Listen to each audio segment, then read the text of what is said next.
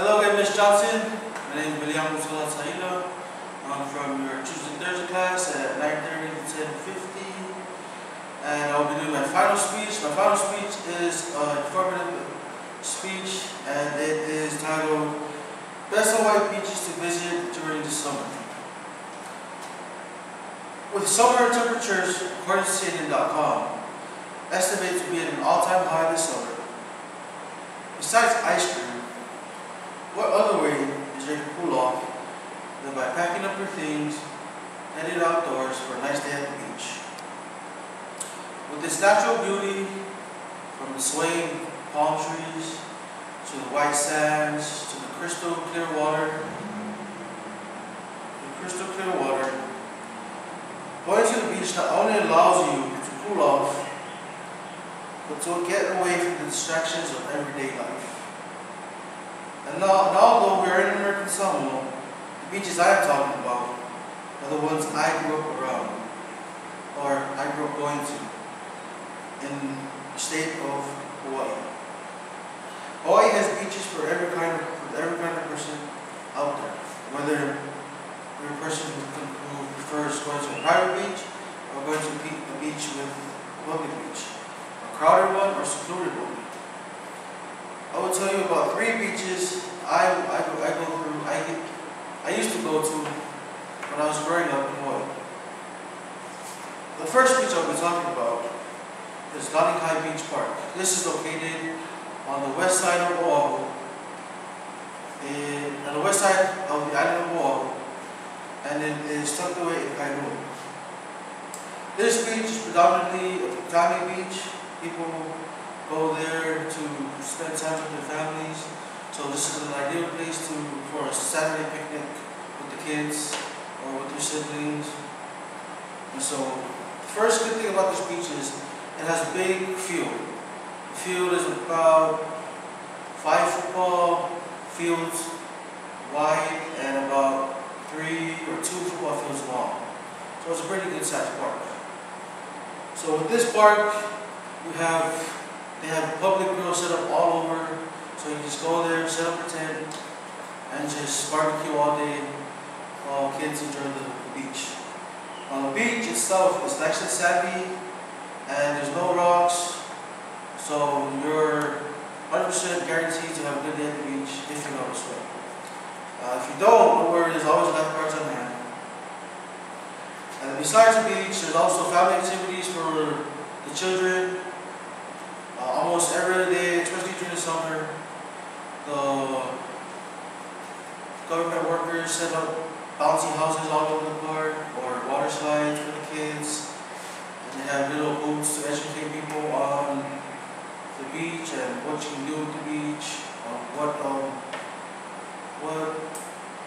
things you get from the beach that are useful in our everyday lives.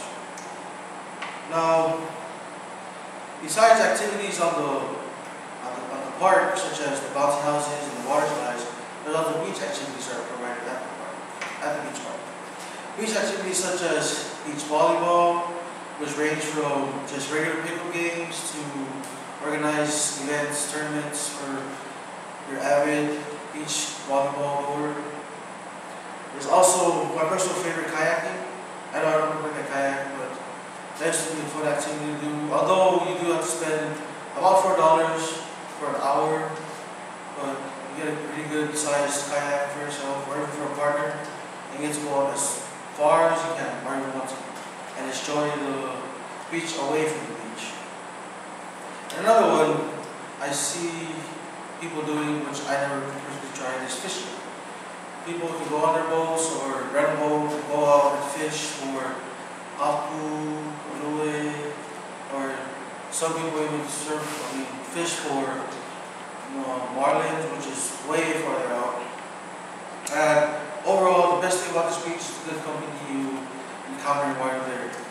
Although it can be crowded at times, there are fun families there, which most of the time I found they're inviting. So everybody was always trading with each other.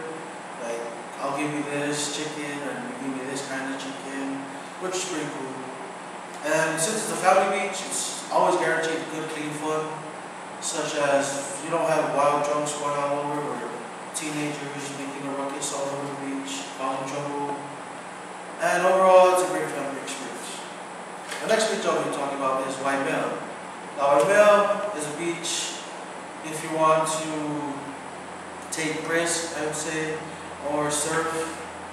And by taking risks, I mean that when you first pull up to Viliamu Beach Park, you notice the big rock tucked to the side, a little bit into the ocean. Humongous rock about, I'd say, I don't know, it was measured to be about 70 to 80 feet above sea level, depending on the tide. And so this rock, you notice as soon as you get there, there's like a bunch of people on top, and they're not just sitting up there, they're actually jumping off the rock into the water.